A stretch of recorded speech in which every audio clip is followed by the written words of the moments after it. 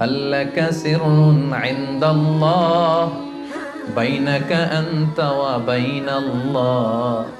هل لك صدقات تخفى لا يعلمها إلا الله؟ هل لك سر عند الله؟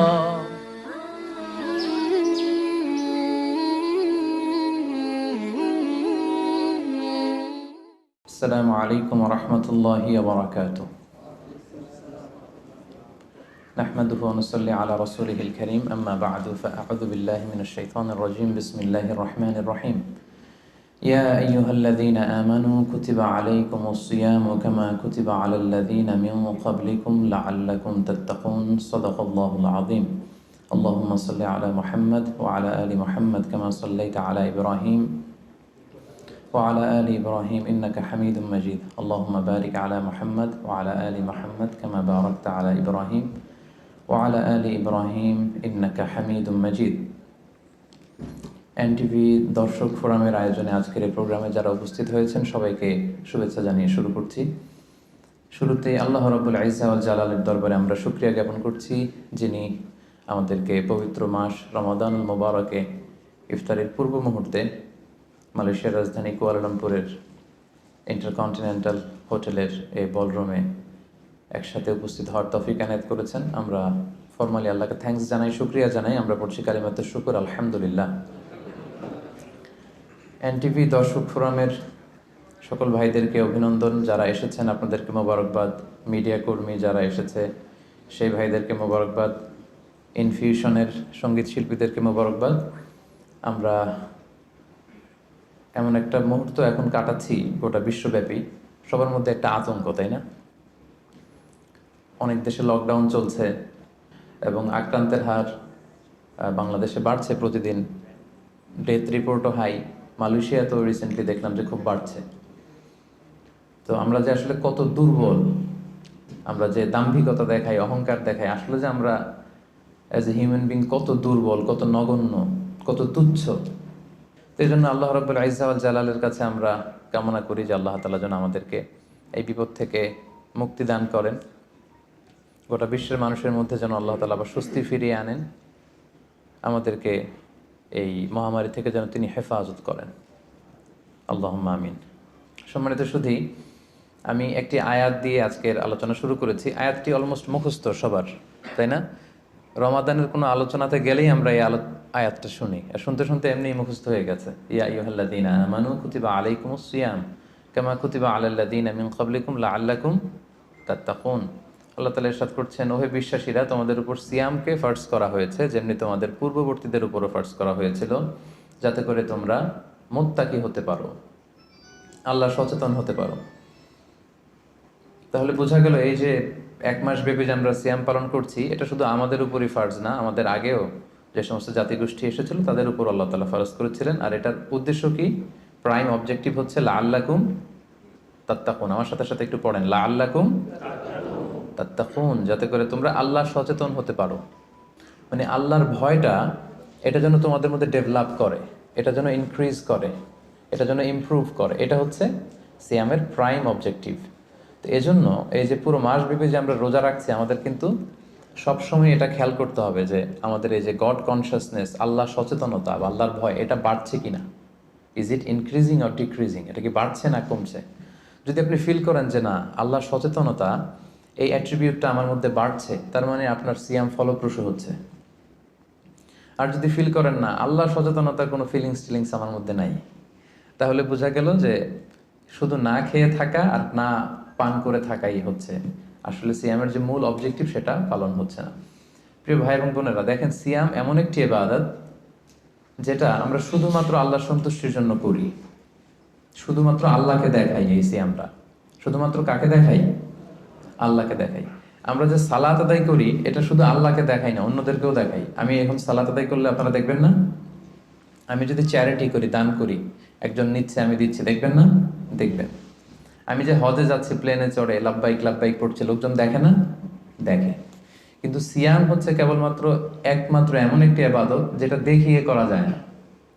10 জন লোক যদি এখানে দাঁড়ানো থাকে, আপনাকে যদি আইডেন্টিফাই করতে বলে, বলেন তো এই 10 জনের মধ্যে 5 জন হচ্ছে সিয়াম পালনকারী, মানে রোজা রেখেছে, আর বাকি 5 জন রোজা রাখেনি। এবার আপনি খুঁজে বের করেন কোন 5 জন রাখলো আর কোন 5 জন রাখলো না। কে কে বের করতে পারবেন বলেন তো দেখি? কেউ বের করতে পারবেন? বের করা সম্ভব না, কারণ চেহারা দেখে বোঝা যায় না যে কে রোজাদার আর কে বেরোজাদার। তো এই জন্য সিয়ামটা শুধু আল্লাহর জন্য আমরা রাখি, শুধু তিনিই জানেন আমি রোজা রেখেছি কি রাখিনি। ধরেন আমি বাসার ভেতরে ক্ষুধা, তো আমি যদি হুট করে কিছু খেয়ে ফেলি, খেয়ে আবার মসজিদে নামাজের সময় নামাজে গেলাম, সবাই মনে করবে আমি কি রোজাই রেখেছি, আসলে কি রাখছি? রাখি নাই। আবার আমার প্রচন্ড তৃষ্ণায় গলা কাঠ হয়ে আছে, আমি চাইলে কিন্তু কিছু পান করতে পারি দরজা বন্ধ করে, কেউ দেখছে না, একাকি। তো মানুষের কাছে যে আমি কিন্তু রোজাদারের ভান করতে পারি। তার মানে রোজা হচ্ছে এমন একটি ইবাদত যেটা পৃথিবীর কেউ টের পায় না যে আমি রেখেছি কি রাখিনি। একজন মাত্র টের পায়, তিনি কে?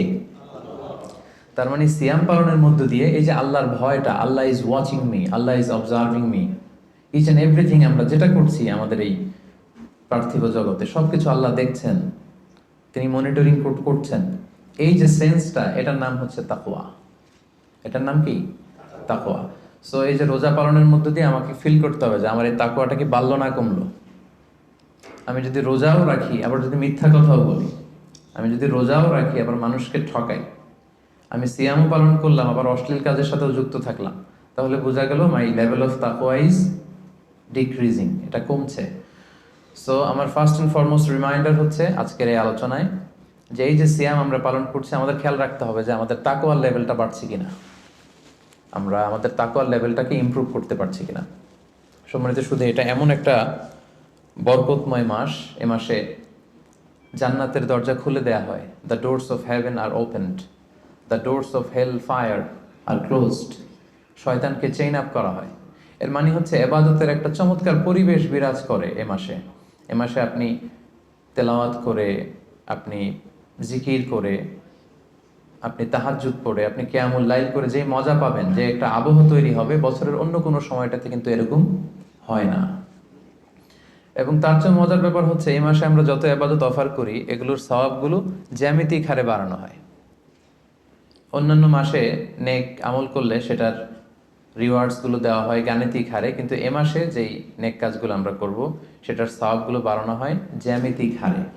এ মাসে আমরা একটা নফল ইবাদত করলে এটা ফরজের সমান সওয়াব, একটা ফরজ ইবাদত করলে 700 গুণ সওয়াব, রমজান মাসের উমরা করলে হজের সমান সওয়াব। সুবহানাল্লাহ পড়বেন না? সুবহানাল্লাহ বিহামদিহি। তার মানে মাউসুমুল ইবাদা, ইবাদতের মাউসুম, অনেক অফার, নানা ধরনের আসমানি অফারের হাতছানি। ছোট্ট কাজ করলে এটাকে ফুলিয়ে ফাপিয়ে আল্লাহ তাআলা অনেক বড় করে আপনার আমলনামায় ঢুকিয়ে দিবে। এবং এই মাসটা আসলে আল্লাহ রাসূল সাল্লাল্লাহু আলাইহি ওয়াসাল্লাম খুব বেশি দান করতেন। আল্লাহ রাসূল সাল্লাল্লাহু আলাইহি ওয়াসাল্লাম সবসময় দান করতেন। আল্লাহ রাসূল সাল্লাল্লাহু আলাইহি ওয়াসাল্লামের ডিকশনারিতে না ছিল না, কি ছিল না? না ছিল না। কেউ এসে কিছু চাইলেই উনি দিয়ে দিতেন সাথে সাথে। নো বলতে জানতেন না, নো, না, এটা তিনি বলতে জানতেন না।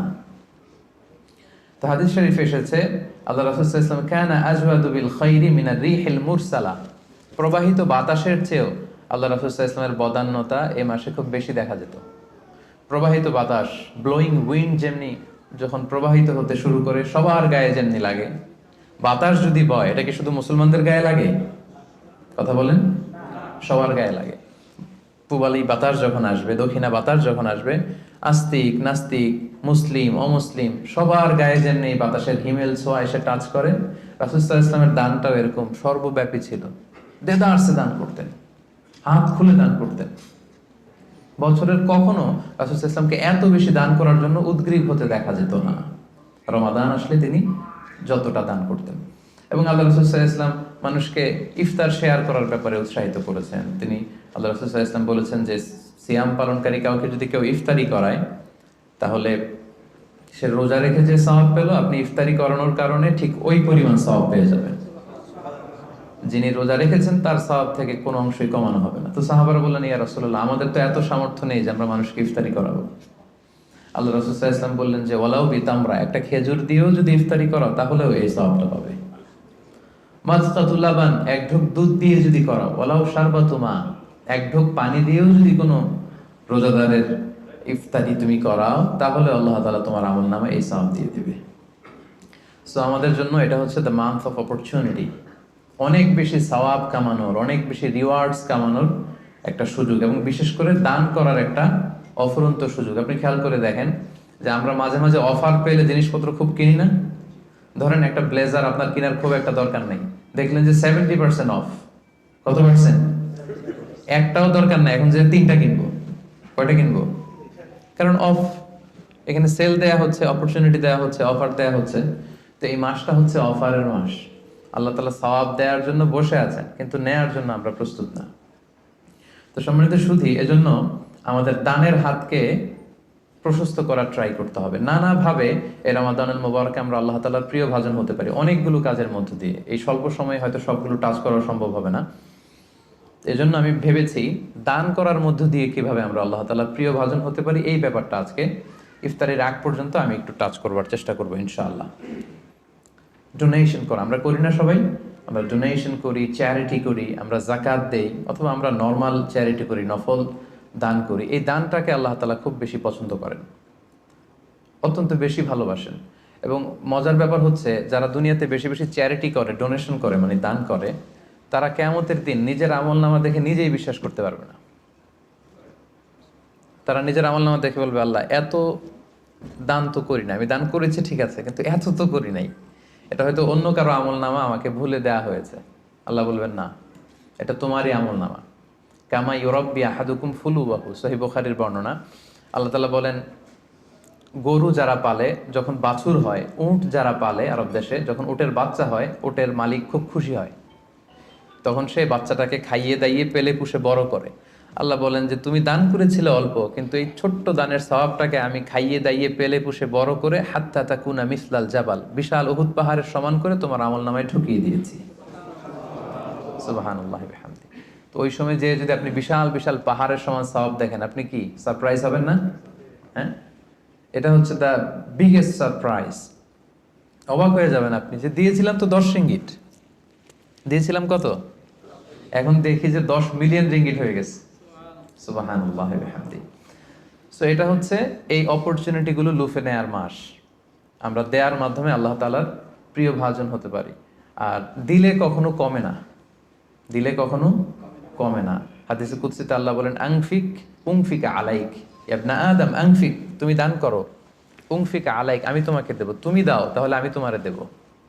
আমরা অনেক সময় মনে করি যে দিলে চলে যাবে, আসলে আপনি দিলে নতুন জিনিস পাবেন। লেটস সে আমার হাতে ধরেন এই যে ক্রেস্টটা দেওয়া হলো, এটা আমি ধরে রাখলাম, তো এই 2 হাত দিয়ে ক্রেস্টটা ধরে রাখা অবস্থায় যদি আপনি আরো বড় কিছু দেন, ওটা নিতে পারবো? কথা বলেন, পারবো? এইটার দিয়ে দিলে কাউরে আর একটা বড় একটা নিতে পারবো, তাই না? আর ওইটা যদি দিয়ে দেয়, তখন আরো বড় কিছু নিতে পারবো। সো আপনি দিয়ে দেন, আপনি দেন, আসল দেয়ার মালিক হচ্ছেন আল্লাহ। তিনি দিয়ে একেবারে ভরিয়ে দিবেন আপনার জীবন। এবং আল্লাহ তাআলার দরবারে তার ভান্ডারে কি কোনো ঘাটতি কমতি আছে? হাদিসে কুদসিতে এসেছে, আপনা আদম লাউ আন্না আউওয়ালাকুম ওয়া আখিরাকুম ওয়া ইনসাকুম ওয়া জিন্নাকুম কামু আলা সাঈদিন ওয়াহিদ, হে বনি আদম, তোমাদের সবাই, পৃথিবীর শুরু থেকে আজ অবধি সবাই মিলে যদি বিশাল ময়দানে দাঁড়িয়ে যার যত ডিজায়ার, ডিমান্ড, কামনা, আকাঙ্ক্ষা আছে, চাইতে শুরু করো আমার কাছে, একটার পর একটা চাইতে থাকো, চাইতে থাকো। আর আমি আল্লাহ যদি তোমাদের সবার যার যা লাগবে সবও দিয়ে দেই, আমি আল্লাহর ধনভাণ্ডারের 1 ইঞ্চিও কমবে না, 1 ইঞ্চিও কমবে না। এজন্য আমাদের দানের হাতকে বিস্তৃত করা উচিত। দানের উপমা আল্লাহ তাআলা দিয়েছেন, মাসালুল্লাযীনা ইউনফিকুনা আমওয়ালাহুম ফি সাবিলিল্লাহি কামাসালি হাব্বা আমবাতাত সাবআ সানাবিলা ফি কুল্লি সুমবুলাতিন মিআতু হাব্বা ওয়াল্লাহু ইউযাইফু লিমান ইয়াশা ওয়াল্লাহু ওয়াসিউন আলিম। দানের দৃষ্টান্ত হচ্ছে শস্য বীজের মতো, চারা বীজের মতো। যে চারা বীজ মাটিতে আপনি গেড়ে দিলেন, সেখান থেকে বেরোলো 7টা শীষ, আর প্রতিটি শীষে বেরোলো 100 শস্য দানা।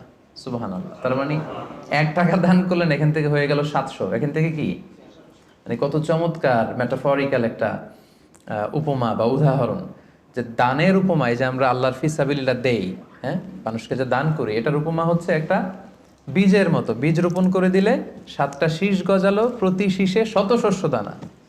7 গুণ 100তে কত হয়? 700। এভাবে আল্লাহ বাড়াতে থাকেন, শুধু বাড়াতেই থাকেন।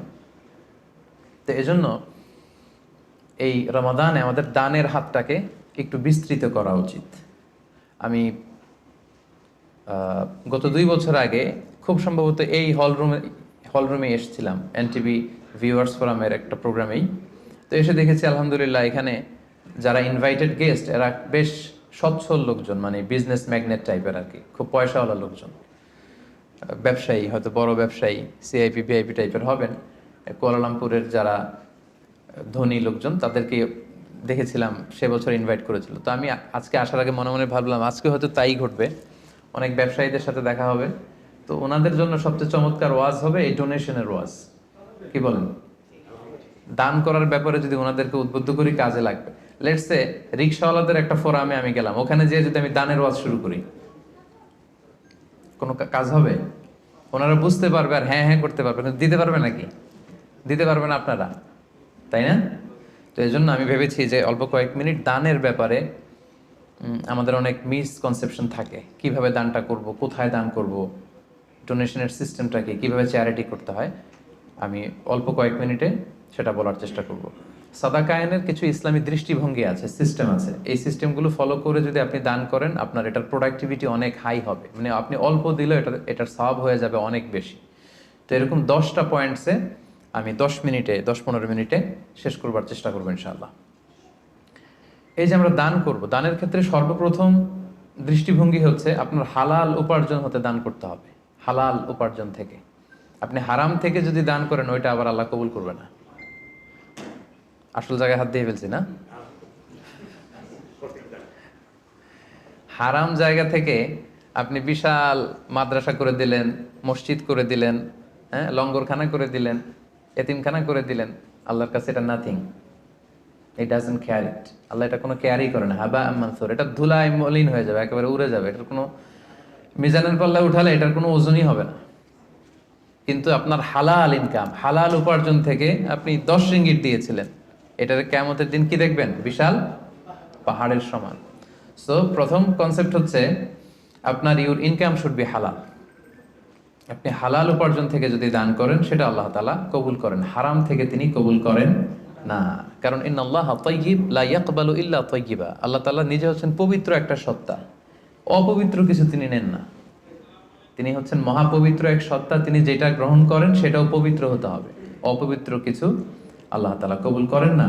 আল্লাহ তাআলা বলছেন ইয়া আইয়ুহাল্লাযীনা আমানু আনফিকু মিন তাইয়্যিবাতি মা কাসাবাতুম। ও হে বিশ্বাসীরা, তোমরা হালাল জিনিস থেকে যেটা উপার্জন করেছো সেটা থেকে দান করো। সেখান থেকে অল্প দান করলেও সেটাকে বিশাল বড় করে আমলনামায় ঢুকাই দিবে কে? আর যদি আপনি হারাম থেকে দান করেন ওইটা কিন্তু আল্লাহ তাআলার কাছে কবুল হবে না। আরেকটা মজার ব্যাপার হচ্ছে যারা হারাম উপার্জন করে এদের দোয়াও আল্লাহ কবুল করে না। হারাম উপার্জনকারীর দোয়াও আল্লাহ তাআলা কবুল করে না। তাহলে এই যে আমরা দান করব, আপনারা যারা ব্যবসায়ী গ্রুপ আছেন আপনারা তো অনেক দান করেন, আপনারা নিঃসন্দেহে জাকাতও পে করেন অন টাইমে। আমি বিশ্বাস করতে চাই যে এখানে অল আর মানে সবাই জাকাত দেন, জাকাত পে করেন। জাকাত ছাড়াও এমনি নর্মাল চ্যারিটিও আপনারা খুব করেন, এটা আমি বিশ্বাস করি। তারপর রিমাইন্ডার হিসেবে এগুলো বলা, রিমাইন্ডার। আল্লাহ তাআলা বলছেন ওয়াযাক্কির ফাইন্না যিকরা তানফাউল মুমিনিন। তুমি রিমাইন্ডার দাও, উপদেশ দাও। এই উপদেশগুলো, রিমাইন্ডারগুলো বিশ্বাসীদের অনেক কাজে দেয়।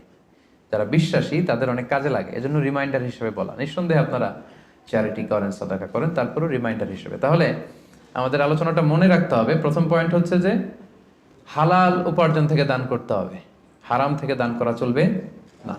2 নম্বর পয়েন্ট হচ্ছে খুব গুরুত্বপূর্ণ পয়েন্ট, আমি যারা ভলান্টিয়ার্স এবং মিডিয়া কর্মী তারাই হাঁটাচলা করবেন, বাকিরা মোবাইল নিয়ে ছবি তোলার জন্য ওঠা বসা করবেন না। এটা অনেক গুরুত্বপূর্ণ একটা মুহূর্ত। অনেক দূর থেকে এসেছেন, আমি অনেক সময় স্যাক্রিফাইস করে এসেছি।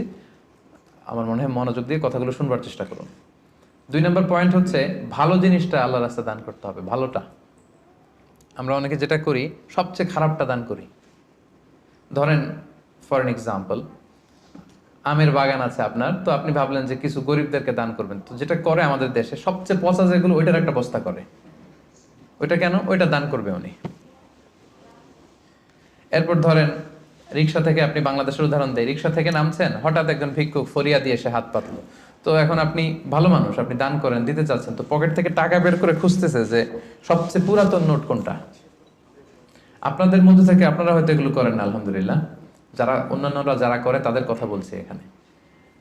তারপরে দেখবেন যে 5 টাকার স্কচ টেপ দিয়ে লাগানো থাকে না ছেঁড়া নোটগুলো, ওইটা খুঁজে যে ওইটা দিব। তো এইটা যদি করেন এটা আপনি ভুল করছেন, কারণ এই দানটা বেসিক্যালি আপনি আল্লাহ তাআলাকেই করছেন। কিয়ামতের দিন আল্লাহ বলবে, আমারে তুমি খাবার দিলা না, আমাকে পোশাক দিলা না, আমাকে সাহায্য করলা না। বনি আদম বলবে, আল্লাহ বলেন কি, আপনি খাবার চাইলে তো সারা দুনিয়ার সব দামি দামি খাবারের বস্তা আপনার কাছে এনে দিতাম, আপনি পোশাক চাইলে তো আমারটাই খুলে দিতাম। আল্লাহ বলতেন, ওই যে অসহায় পীড়িত দুস্থ সুবিধা বঞ্চিত মানুষগুলোকে খাওয়ালে আমাকে খাওয়ানো হতো, তাদেরকে পড়ালে আমাকে পড়ানো হতো। তো এই যে আপনি ছিঁড়া নোটটা যে গরিবের হাতে দিলেন, আসলে ওইটা আল্লাহরে দিছেন আপনি।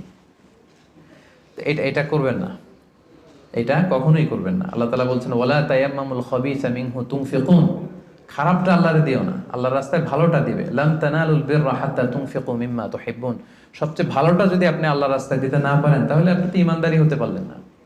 পুণ্য ততক্ষণ পর্যন্ত হাসিল হবে না যতক্ষণ না তুমি যেটা পছন্দ করো ওইটা যতক্ষণ তুমি আল্লাহর রাস্তায় দিতে না পারো, ততক্ষণ পর্যন্ত পুণ্য হাসিল হবে না। তাই দানের দৃষ্টিভঙ্গির 2 নাম্বার পয়েন্ট হচ্ছে আমরা ভালোটা দিব খুঁজে খুঁজে। আপনি আম বাগানের মালিক, আপনি সবচেয়ে টসটসে পাকা এক বস্তা আম আপনি কালেক্ট করবেন, যে এটা আপনি দান করবেন। কি পারা যাবে না ইনশাআল্লাহ?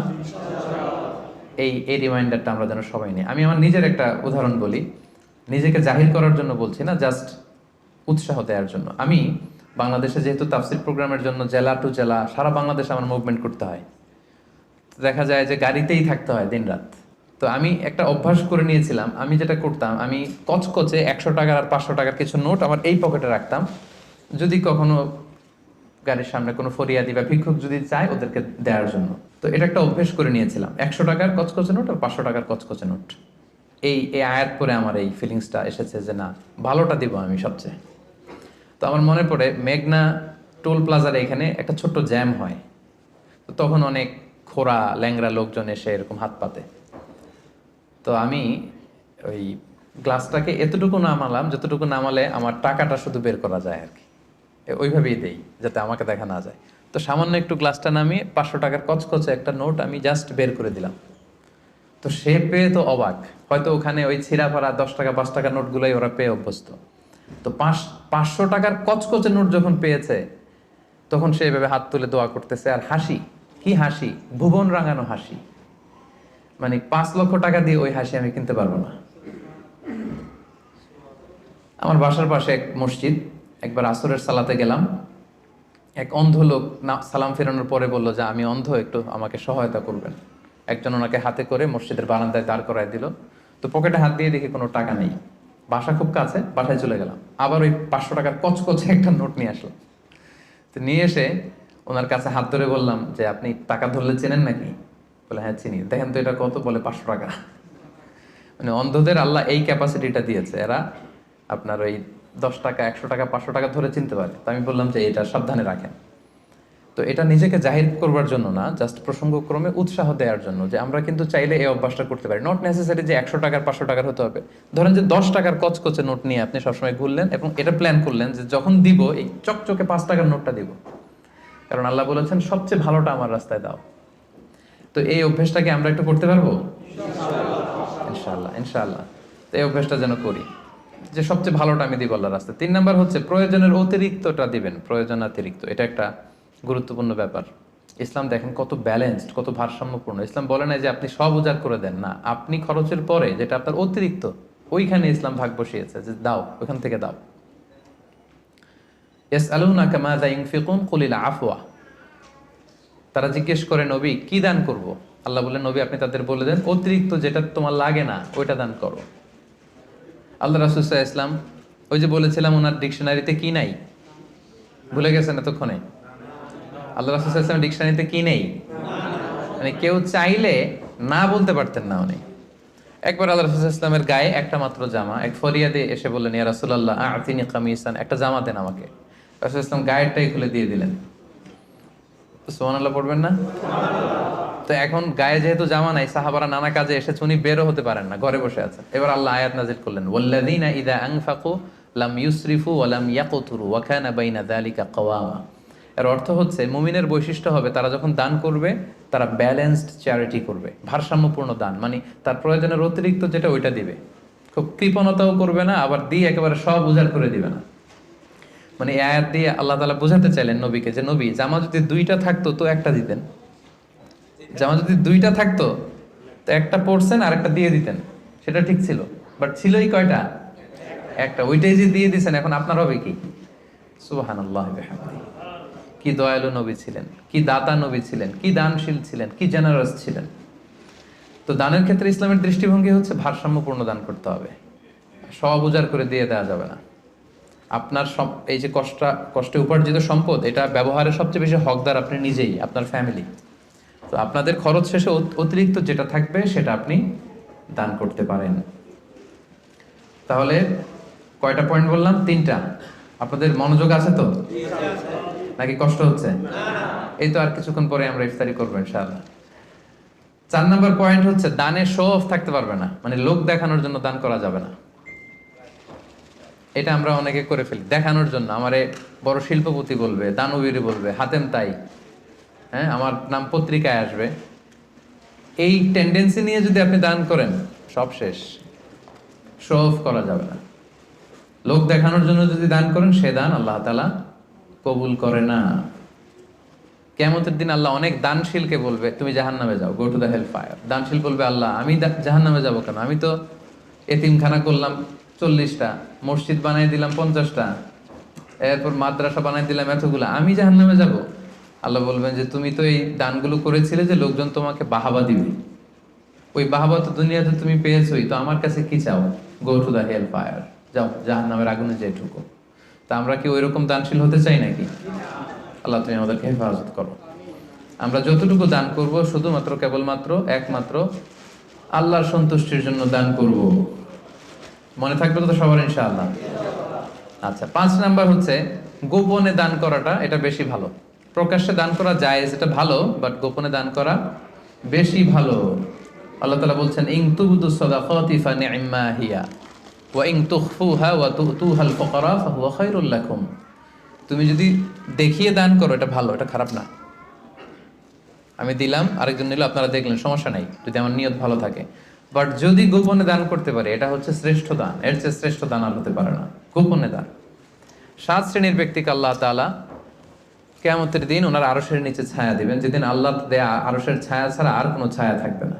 এই 7 শ্রেণীর ব্যক্তির মধ্যে 1 শ্রেণীর ব্যক্তি হচ্ছে যারা গোপনে দান করে, এত গোপনে দান করে যে তার ডান হাত কি দান করলো, বাঁ হাত সেটা টের পায় না। সুবহানাল্লাহ। গোপনে দান, গোপনে। আরব দেশে এই কালচারটা আছে। এই রমজানে এরা এত দান করে, তাহাজ্জুদের আগে দিয়ে বের হয়, একটা প্যাকেটের ভেতরে কিছু ইফতারি সামগ্রী, কিছু সাহুর সামগ্রী, আর ধরেন 500 রিয়ালের একটা নোট বাড়ির সামনে আস্তে করে রেখে দিয়ে আবার ড্রাইভিং করে চলে যাবে। এরকম 500টা বাড়ি, 100টা বাড়ির সামনে দিয়ে বাস শেষ। কে দান করলো তাও জানলো না, কিভাবে কি হলো কেউ টেরও পায়নি। যার পাওয়া দরকার সে পেয়ে গেছে, যার সওয়াব দরকার সে সওয়াব আল্লাহর কাছ থেকে নিয়ে নিয়েছে। তো এই যে গোপনে দানটা আল্লাহ তাআলার কাছে খুব বেশি প্রিয়, এবং এটা খুব পাওয়ারফুল একটা ব্যাপার। কতটা পাওয়ারফুল আমি একটা হাদিস শোনাই, লম্বা হাদিস, সময় আমাদের হাতে কম, আমি সংক্ষেপে বলি। আল্লাহ যখন এই পৃথিবী সৃষ্টি করলেন, পৃথিবী কাঁপছিল। আল্লাহ তখন পাহাড় পেরেকের মতো পৃথিবীতে ঢুকিয়ে দিলেন, পৃথিবীর কাঁপাকাঁপি বন্ধ হলো। ফেরেশতারা অবাক, আল্লাহ পাহাড়ের এত শক্তি যে আপনি পাহাড়কে কেটে দিলেন, পৃথিবীর কাঁপাকাঁপি বন্ধ হয়ে গেল। ইয়া রাব্বি হাল মিন খালকিকা আশাদ্দা মিনাল জিবাল, আপনার সৃষ্টিকুলের মধ্যে পাহাড়ের চাইতেও শক্তিশালী কিছু আছে?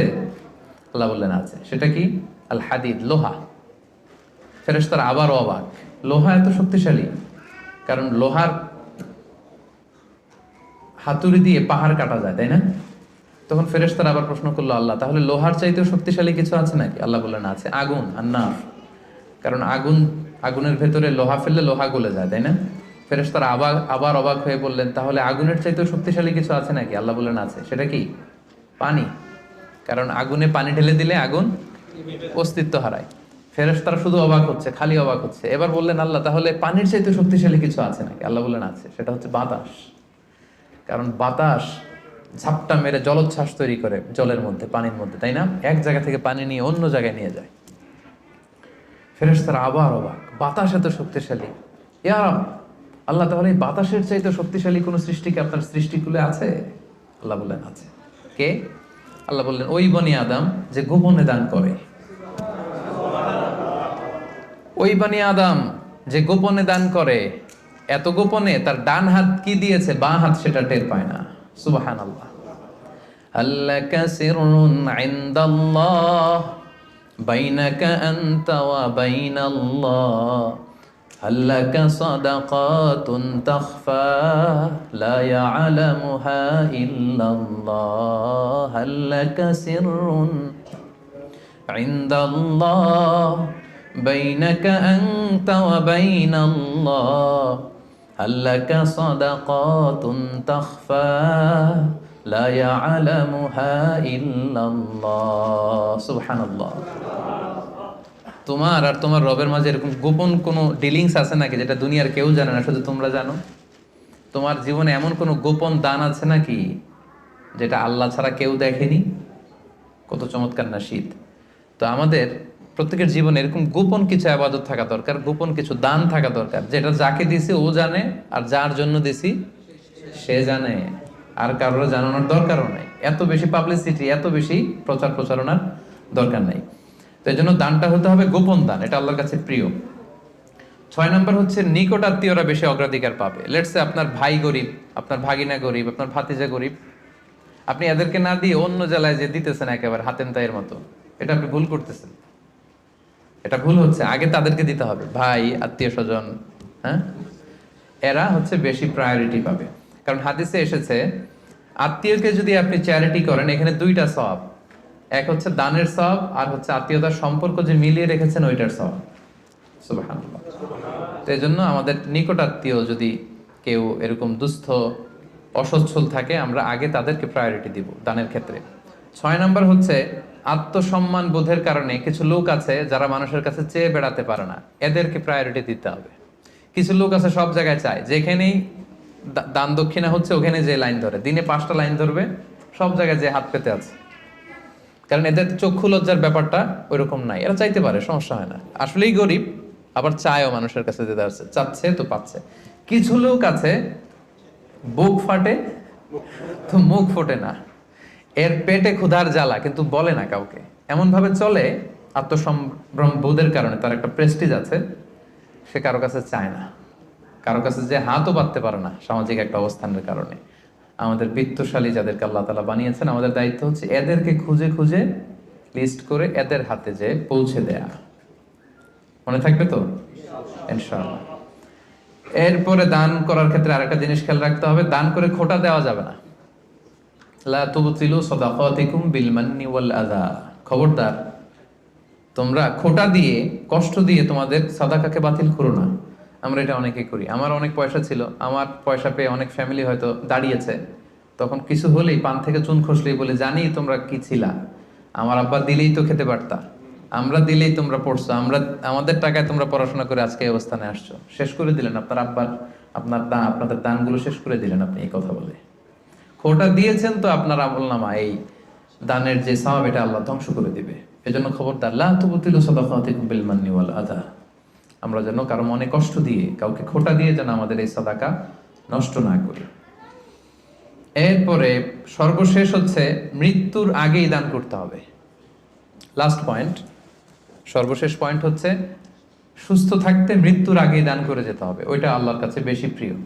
আমি উদাহরণ দিই, ব্যাপারটা কেমন। অনেকের এরকম হতে পারে যে তার ক্যান্সারে এসে আক্রান্ত, দুরারোগ্য ব্যাধি, আর বাঁচবে না, এখন বিছানায় পড়ে গেছে, এখন 1000 কোটি টাকার মালিক, জীবনে দান টানার করে নেই, এখন বিছানায় পড়ে বলতেছে ওই মাদ্রাসায় 10 লাখ দিয়ে দে, ওই হেফসখানায় 50 লাখ, ওদিকে 1 কোটি দিতে থাকো।